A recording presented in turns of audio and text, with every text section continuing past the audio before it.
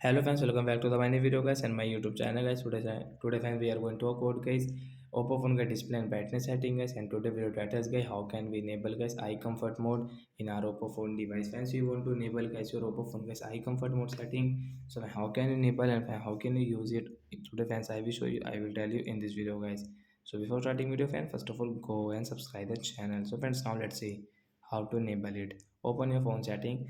After on phone setting guys, you can see this type of settings. So friends, you can enable guys your eye comfort mode from your display and brightness setting guys. Tap here guys, and friends you can see guys your eye comfort mode guys we will enable from here. And friends, click on eye comfort mode setting.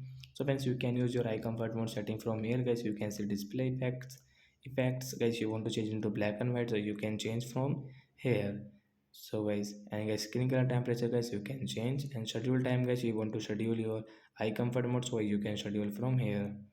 So like that guys we can enable guys phone eye comfort mode, and guys we can use in our Oppo phone device. So guys, you should enable guys at night. When you operate phone at night guys, you should enable guys. It is good for your eyes guys. After enable guys, you can look at on your screen easily and you can operate your phone. So bye guys, thanks for watching.